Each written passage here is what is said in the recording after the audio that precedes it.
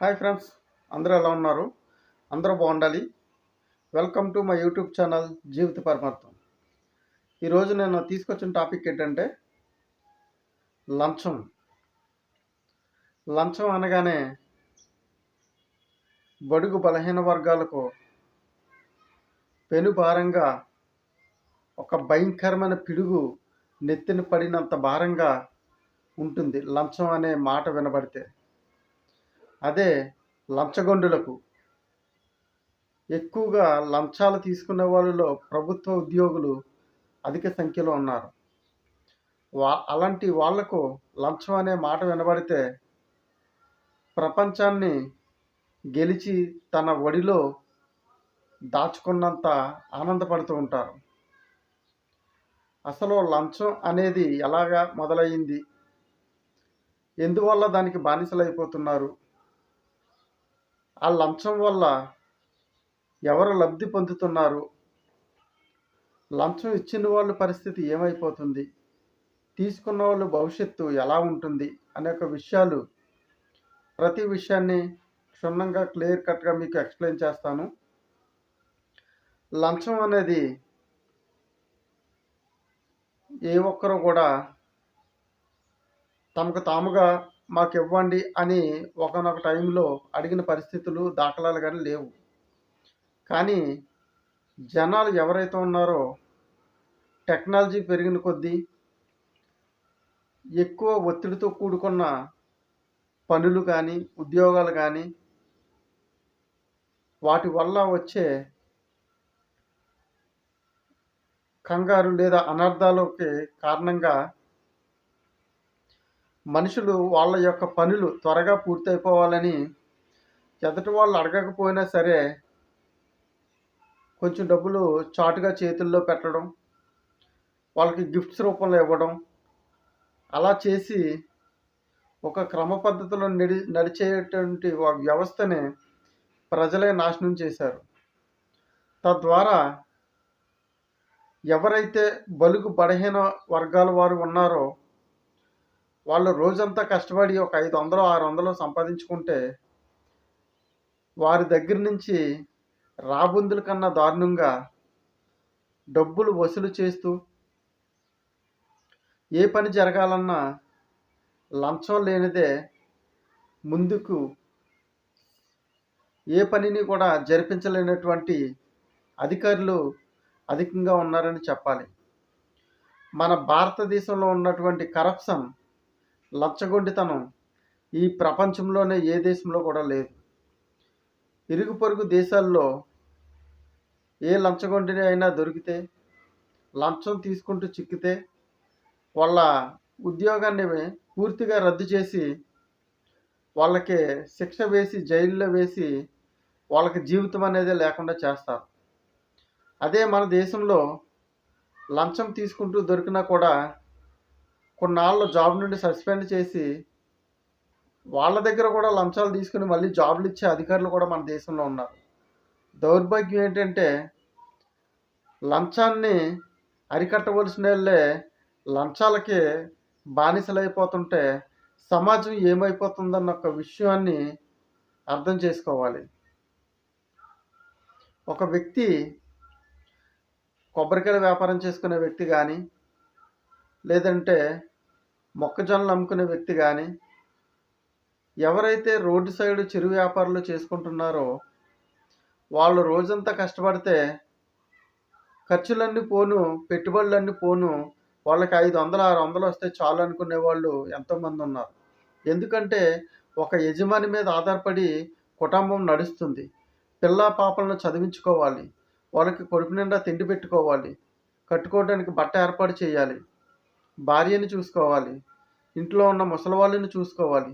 వాళ్ళకు వచ్చే 500 600తో వాళ్ళంత కుటుంబ భారాన్ని నడిపించుకుంటుంటే మధ్యలో అధికారులు ఎవరైతే ఉన్నారో వాళ్ళు అలాంటి చిరు వ్యాపారుల దగ్గరికి వెళ్ళి చేయి చాపి మరీ నీచాతి నీచంగా అడుక్కుని ఆ డబ్బుతో జలసాలో సరదాలో ఎంజాయ్మెంట్లు చేస్తూ ఆనందపడుతూ ఉన్నారన్నమాట. ఆ వ్యక్తి అలాంటి ఎవరైతే చిరు వ్యాపారులు ఉన్నారో, ఎవరైతే లేమి స్థితిలో ఉన్నారు. అలాంటి వాళ్ళ దగ్గర లంచం అడిగినప్పుడు ఆ వ్యక్తి కాళ్ళ ఏళ్ళ పడి మా దగ్గర లేవు అని చెప్పి బాధపడుతూ, ఇబ్బంది పడుతూ, ఆ బతిమాలుతున్నా సరే కనికరించకుండా, ఇస్తావా? నీ మీద కేస్ ఫైల్ చేయనని అనేక మంది డబ్బులు వసూలు చేసేవాళ్ళు ఉన్నారు. కేసు అయితే కుటుంబం ఏమైపోతుందన్న భయంతో వాళ్ళకు వచ్చినటువంటి 500, 600 లేదా రూ. 1000 వచ్చిన ఆటిలో సగం డబ్బులు ఎవరైతే లంచగొండున్నాడో ఆడి చేతిలో పెట్టేసి వీళ్ళు క్రా ఏడ్చుకుంటూ బాధపడితే వెనక్కి వస్తూ ఉంటారు. ఆ రోజు కాదు ఇంచుమించు ఆడికి గుర్తొచ్చిన ప్రతిసారి కూడా లంచగొండిని పచ్చి బూతులు తిడతాడు. ఎంత బూతులంటే అలాంటి బూతులు ఒక్కసారి ఆలకిస్తే మనిషి అన్నవాడు చచ్చిపోవాలి, బ్రతకూడదు. అంత దారుణమైన తిట్లు, భయంకరమైన బూతులు, శాపనార్థాలు. ఆళ్ళ పెళ్ళాలు నాశనం అయిపోవాలి, వాళ్ళ పిల్లలు నాశనం అయిపోవాలి, వాళ్ళ ఇంటిల్లిపాది నాశనం అయిపోవాలి, లేదంటే ఆడు ఏ యాక్సిడెంట్లో అయినా చచ్చిపోవాలి, కాళ్ళు చేతులు పోవాలి అని ఎన్ని శాపనార్థాలు పెడతారంటే అవి విన్నప్పుడు తెలుస్తుంది. ఎవరైనా సరే పెద్దవాళ్ళని చూసి చిరు వ్యాపారులు కానీ, లేమి స్థితిలో ఉండేవాళ్ళు కానీ, బడుగు బలహీన వర్గాల వారు కానీ ఏమీ చెయ్యలేని స్థితిలో వాళ్ళు దేవుడికి దండం పెట్టుకొని ఆళ్ళు అడిగినప్పుడు ఇచ్చేసి, దేవుడా నువ్వే చూసుకో అని భయంకరమైన శాపనార్థాలు పెడితే, అలాంటి శాపనార్థాలు తగిలి ఈరోజు ఉన్నతమైన స్థితిలో, ఉన్నతమైన ఉద్యోగాల్లో ఎంతో ఆస్తిపరులై ఉండి కూడా పారాలిసిస్ స్ట్రోక్, బ్రెయిన్ స్ట్రోక్, కాళ్ళు చేతులు లాగేయడం, పక్షవాతాలు వచ్చేయడం, తలలో నరాలు చిట్లిపోవడం, బీపీ, షుగర్‌లో కాళ్ళు చేతులు పడిపోవడం, అనేక రకమైన భయంకరమైన వ్యాధులతో ఈరోజు మంచాన్ని పట్టేసి తనకొచ్చిన పెన్షన్ డబ్బులతో కూడా ఒక గుప్పుడు మెతుకులు తినలేటువంటి దీనస్థితిలో పడిపోయి శాపాలకి గురైపోయినోళ్ళు ఎంతోమంది ఉన్నారు. ఈరోజు ఎంతోమంది అధికారులు ఉదాహరణకు చూసుకున్నట్లయితే ఎన్టీవీలో ఒక న్యూస్ వచ్చింది ఇంతకుముందు. దాని గురించి చూసుకున్నట్లయితే అందులో అడిషనల్ కలెక్టర్ తర్వాత అంటే కలెక్టర్ ప్లేస్‌లో ఆయన లేని సమయంలో వేరే అతన్ని ఏస్తూ ఉంటారు. అలాంటి అడిషనల్ కలెక్టర్ అతని పేరు నగేష్ అన్నమాట. ఒక లంచగొండిని పేరెట్టి హింసించి ధైర్యంగా చెప్పడంలో ఎటువంటి సందేహం కూడా పడవసరం లేదు. ఎందుకంటే సమాజానికి పట్టిన చీడపురుగు ఎవడంటే లంచగొండి అనే చెప్పాలి. అలాంటి లంచగొండి నగేష్ అనే అడిషనల్ కలెక్టరు 1,12,00,000 లంచం తీసుకుంటూ ఏసీబీకి చిక్కాడన్నమాట. అలాంటి వ్యక్తిని పట్టుకున్నారు. అంతేకాకుండా ఈరోజు ప్రభుత్వ సంస్థలు చూసుకున్నట్లయితే ఎంఆర్ఓలు, విఆర్ఓలు, ఆఖరికి విలేజ్ రెవెన్యూ అసిస్టెంట్లు కూడా లంచం లేనిదే ఏ పని కూడా చేయట్లేదు. ఎక్కడికక్కడే ఎంఆర్ఓలు కానీ, అదేవిధంగా ఏ శాఖ చూసుకున్నా, ప్రభుత్వ ఉద్యోగం అంటే ఏ శాఖ చూసుకున్నా సరే అందులోనూ ఇది తల దగ్గర నుంచి తోక వరకు కూడా, తల దగ్గర నుంచి ఉన్న అధికారుల దగ్గర నుంచి పాదాల వరకు ఉన్న చిన్న చిరు ఉద్యోగులు కూడా లంచాలకు బానిసైపోయి ఉన్నారు. ఏదో కష్టపడి చెమటోర్చి సంపాదించుకున్నట్టు అందరూ కలిసి వాటాలు పంచుకోవటం. ఈరోజు ఎంతోమంది ఈరోజు ప్రజలు కష్టపడి పన్నుల రూపంలో గవర్నమెంట్‌కి డబ్బు చెల్లిస్తుంటే, ఆ డబ్బులు జీతాల రూపంలో తీసుకొని కూడా అదే ప్రజల మీద కక్కుర్తికి చెమటోర్చి కష్టపడి ఈ కాస్తో కూస్తో బ్రతుకుదెరువు కోసం సంపాదించుకుంటున్న వాళ్ళ మీద పడి అచ్చోసిన ఆంబోతుల్లాగా లంచాలు వసూలు చేసుకొని తినేవాళ్ళు ఈరోజు సమాజంలో ఎక్కువైపోయారు. దానివల్ల బడుగు బలహీన కుటుంబాలు ఆ వ్యక్తులు ఎంత ఇబ్బంది పడతారన్నది ఒక్కసారి కూడా ఆలోచించరు. ఈరోజు చాలామంది పతివ్రత శిరోమణులు కూడా ఉన్నారు. ఇది భర్త లంచం తీసుకోకపోతే మంచం కూడా ఎక్కదు. అలాంటి స్త్రీలు మన సమాజంలో ఉన్నారు. మాట్లాడదు, కోపగించదు. ముత్యాల హారాలు కొనాలి, నెక్లెస్‌లు కొనాలి, లంచాల డబ్బులతోనే. ఎదటివాడు ఏమైపోయినా పర్వాలేదు. అంత సమాజాన్ని నాశనం చేయటంలో, ఇలాంటి లంచగొండుల్ని ఎంకరేజ్ చేయటంలో ఆడవాళ్ళు కూడా తన భర్తలకి ఎంతగానో సపోర్ట్ చేసి సమాజాన్ని సర్వనాశనం చేస్తున్నారు. ఒక్క విషయం గుర్తుంచుకోవాలి. లంచం అంటే ఎదటివాడు కడుపు నిండా తినేసి తెల్లవారుజామున ఎళ్ళే దరిద్రంతో సమానం. అలాంటి దరిద్రాన్ని మీరు వసూలు చేసుకొని ఇంట్లో పెట్టుకొని మెడలో తగిలించుకోవటం, నడుముకి పెట్టుకోవటం, చేతులకి తగిలించుకోవటం, రకరకాల ఎంజాయ్‌మెంట్లు, లగ్జరీలు, లేదంటే రకరకాల ఫుడ్‌లు వండుకొని తినటం. అలాంటి దరిద్రంతో వచ్చిన డబ్బుల్ని లంచాలు ఇచ్చేవాళ్ళు ఆ విధంగానే తిడతారు. మేము వెళ్ళేదాన్ని తింటూ ఉంటారు వాళ్ళు. ఆళ్ళ బతుకున్న ఒకటే లేకపోయినట్టు ఎదవలు. అంతగా ఒళ్ళు కొవ్వెక్కిపోతే అంతగా డబ్బు కావాలంటే ఇంట్లో పెళ్ళాం పిల్లలనే రోడ్డు మీద పంపించి డబ్బులు సంపాదించుకోవాలని ఎంతోమంది తిడుతూ ఉంటారు. లంచం వల్ల అన్నీ అనర్థాలే. ఇదే విధంగా దైవపరంగా మనం చూసుకున్నట్లయితే ఖురాన్ గ్రంథంలో కూడా లంచం ఇవ్వడం మరియు తీసుకోవడం కూడా శపించబడ్డది భగవంతుని చేత. అంటే ప్రతి మనిషి కూడా ఈరోజు ఇక్కడ తప్పించుకోవచ్చు. నాకు అధికారం ఉంది. నేను అధికారిని. నన్ను ఎవరు ఏమి చేయలేరు. డబ్బిస్తేనే మీ పని జరుగుతది. లేకపోతే జరగదు అని ఎవరైనా సరే అంటున్నా గానీ జనాలు భయపడతారు సహజంగా. ఎందుకంటే వాళ్ళ కుటుంబానికి ఏమవుతుందో, ఏ ఇబ్బందులు ఎదుర్కోవాల్సొస్తుందో అనే ఒక చిరు భయంతో వాళ్ళు మీరు అడిగినటువంటి లంచాలను ఇవ్వడానికి కింద మీద పడి సమంజసంగా మీ చేతిలో పెట్టేసి అనేక తిట్లు, శాపనార్థాలు పెట్టేసి వాటితో పాటు వెనక్కొచ్చేస్తారు. కానీ ఒకానొక రోజు భగవంతుడు చూస్తాడు. ప్రతి దానికి కూడా లెక్క తీసుకుంటాడు ఖచ్చితంగా. ఎవరైతే ఎదటి వ్యక్తిని బాధించి, హింసించి, చిత్రహింసలు పెట్టి, వాళ్ళు సంపాదించుకుని చెమటోడ్చి కష్టపడి సంపాదించినటువంటి డబ్బు వాళ్ళ కుటుంబాలకి పెట్టనివ్వకుండా మీరు లంచాల రూపంలో లాక్కుంటున్నారో, అలాంటి వాళ్ళందరికీ కూడా భయంకరమైన శిక్షలు భగవంతుడు విధిస్తాడు. ఇయన్నీ చూసొచ్చామా అంటే ఈరోజు ఎగ్జాంపుల్ చూడండి. కోట్ల ఆస్తులు సంపాదిస్తారు. ఒక ఉద్యోగస్తుడు నిజాయితీగా పనిచేస్తే నెలకి 70, 60 వేలొచ్చినా కనీసం రూ. 1,00,000 వచ్చినా అతని జీవితంలో స్థిరపడడానికి ఎన్నో సంవత్సరాలు పడుతుంది. అతను రిటైర్డ్ అయిపోయి టయానికి ఒక ఇల్లు కట్టుకుంటే గ్రేటే. చాలా గొప్ప విషయమే. కుటుంబాన్ని పోషించుకోవాలి. పిల్లల్ని చదివించుకోవాలి. స్థలాలు కొనుక్కోవాలి. ఇల్లు కట్టుకోవాలంటే వచ్చే డబ్బు సరిపోదు. మరి నిజాయితీగా బతికితే ఇలాంటి ఇల్లు కట్టుకొని స్థిరపడాలంటే తన ఉద్యోగం విరమణ సమయంలో గానీ పూర్తవ్వదు. అలాంటిది ఈరోజు ఒక్కొక్క వ్యక్తికి 10 ఇల్లులు, 20 ఇల్లులు, 4 ఇల్లులు, 5 ఇల్లులు, 4, 5 కార్లు, ఇంటి నిండానేమో బంగారం, ఎక్కడ చూసినా స్థలాలు. ఇయన్నీ ఎలాగొస్తున్నాయంటే అక్రమ సంపాదన, అక్రమ సంపాదన, అక్రమ సంపాదన అన్నమాట. కష్టపడకుండా ఎదుటోడి యొక్క కష్టాన్ని, శ్రమని దోచుకోవటం అన్నమాట. నేనే బాగుండాలి. నేను మాత్రమే బాగుండాలి. ఎవరేమైపోయినా పర్లేదు. నేను బాగుండాలి, నా పిల్లలు బాగుండాలి, నా భార్య బాగుండాలి, నా కుటుంబం మాత్రమే బాగుండాలి అని అనుకుని ఆలోచించే ఎంతోమంది మూర్ఖులు ఈ సమాజంలో సమాజాన్ని కుళ్ళు పట్టిస్తూ నాశనం చేస్తున్న మూర్ఖులు ఎంతోమంది మన కళ్ళ ముందే తిరుగుతున్నారు.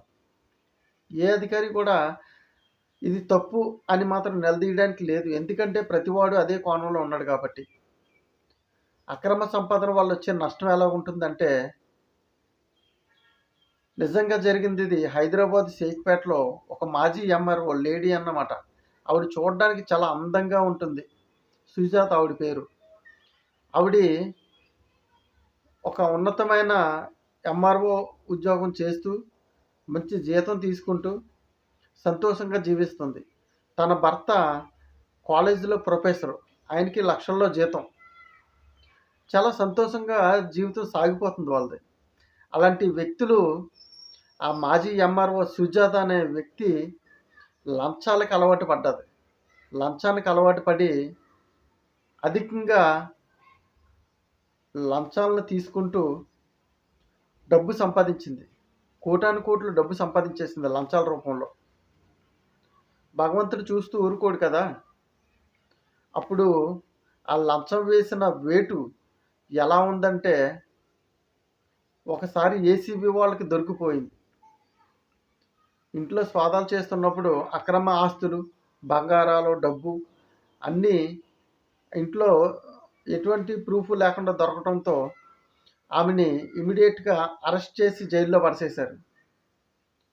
ఒక గౌరవపదంగా సమాజ సేవలో ఎంఆర్ఓగా అధికారం చేపట్టి ప్రజలకు తన వృత్తి ధర్మం ద్వారా సేవలు అందించిన ఒక ఎంఆర్ఓ లేడీ సుజాత తల్లి స్థానాన్ని పొందుకున్న వ్యక్తి, మాతృమూర్తి. అలాంటి వ్యక్తి ఒక దరిద్రమైన లంచగొండితనానికి అలవాటు పడిపోయి విరమణ సమయంలో ప్రశాంతమైన జీవితాన్ని గడపవలసిన తను జైలు పాలు అయిపోయి జైల్లో బిక్కుబిక్కుమని ఉంటుంది. అలాంటిటప్పుడు వాళ్ళ పిల్లలకి ఎలా ముఖం చూపించుకోగలదు? తన భర్తకి ఎలా ముఖం చూపించుకోగలదు? సమాజంలో ఆ పిల్లల యొక్క ఫ్రెండ్స్ కానీ లేదా వాళ్ళ బంధువులు కానీ నువ్వు లంచగొండివి అంటే ఇన్నాళ్ళు సంపాదించుకున్న పరువంతా ఏమైపోతుంది?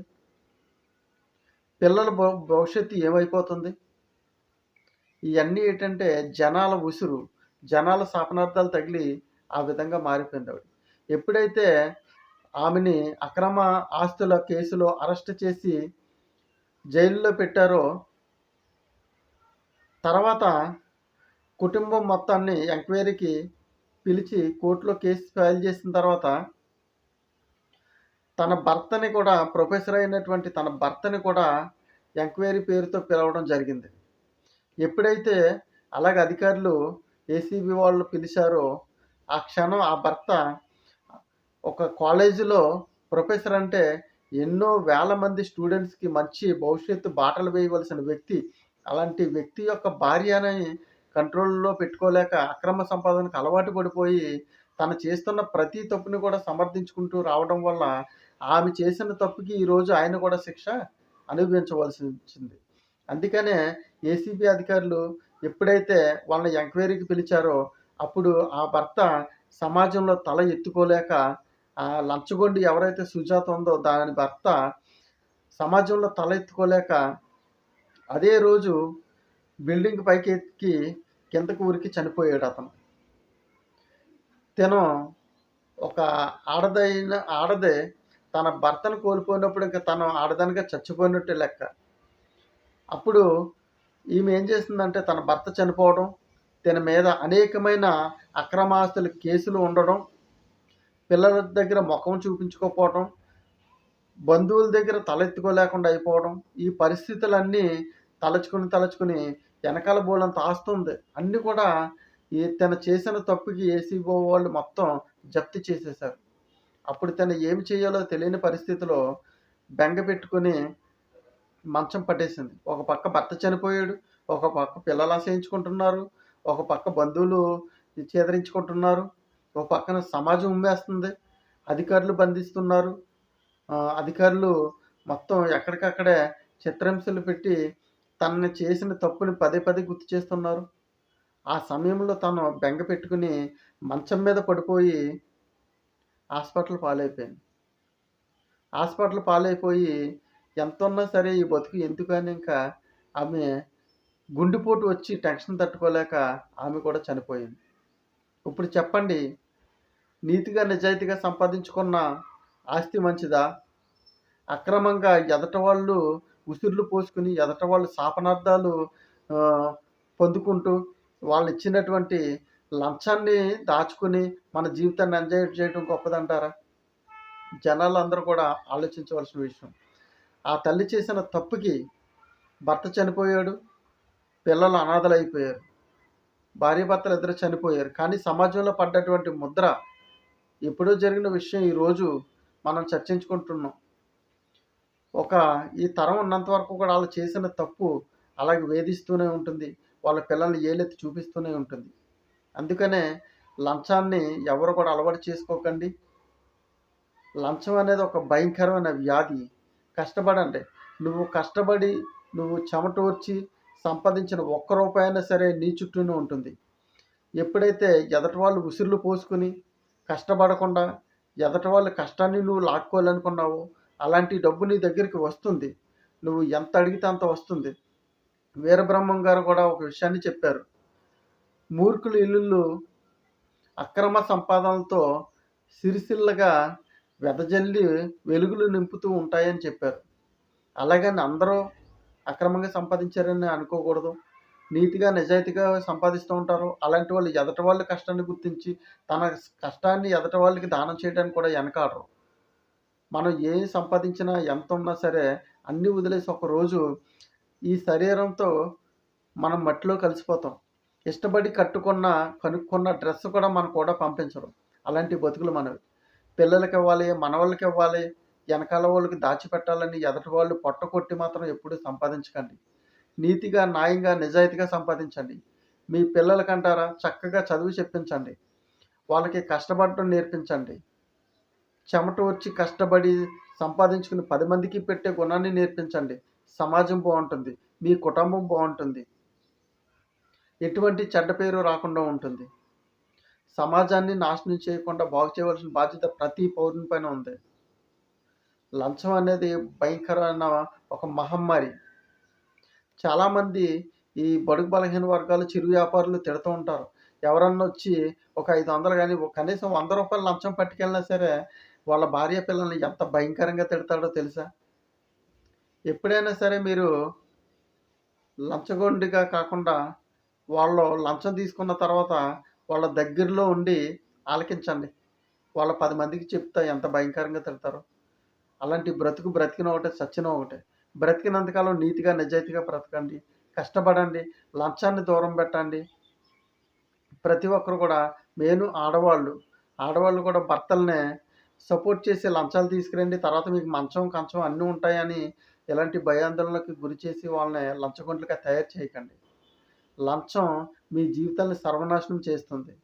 అక్రమ సంపాదన మీరు ముసలివాళ్ళు అయిన తర్వాత చివరి టైంలో భయంకరమైన వ్యాధుల్ని అంటగడుతుంది. షుగరు, బీపీలు, కుష్ఠరోగాలు, ఇంకా పక్షవాతాలు, బ్రెయిన్ స్ట్రోక్లు ఇవన్నీ వచ్చేసి మంచాన పడి మీరు చేసిన ప్రతి తప్పుని కూడా ఒక్కొక్కటిగా గుర్తు చేసుకుంటూ రోజులు లెక్క పెట్టుకుంటూ జీవితాన్ని గడపవలసిన పరిస్థితి వస్తుంది. చేసిన పాపాలకి కర్మ ఎవరిని వదిలిపెట్టదు. మనం ఏదైతే చేస్తామో మంచి అయితే మంచి, చెడు అయితే చెడు, అవన్నీ మన చుట్టూనే ఉంటాయి. భగవంతుడు ప్రతి ఒక్కరిని కూడా మంచి వాళ్ళకి మంచి చేస్తాడు, చెడ్డ వాళ్ళకి చెడే చేస్తాడు. చెడ్డ వాళ్ళని కూడా మంచి వాళ్ళుగా కాపాడుకోవటం అనుకోవటం భ్రమ. ఏదైనా సరే అందరూ కూడా లంచాన్ని వేయడండి, మంచి రీతిలో నడవండి. ఒక అధికారులు ఉన్నారంటే లంచం ఇస్తేనే పని చేస్తాం, జీతం చాలట్లేదంటే కోరి అబ్బా వచ్చే జీతాలే చాలకపోతే మీకన్నా గొప్పగా చదువుకున్న ఎంతోమంది నిరుద్యోగులు ఈరోజు బయట ఉన్నారు. నెలకు 10,000 జీతం ఇస్తే చాలు గవర్నమెంట్ ఉద్యోగం చేసుకోవాలనుకునే వాళ్ళు ఎంతోమంది ఉన్నారు. ఈరోజు గవర్నమెంట్ ఉద్యోగులు లక్షల్లో సంపాదిస్తున్నారు.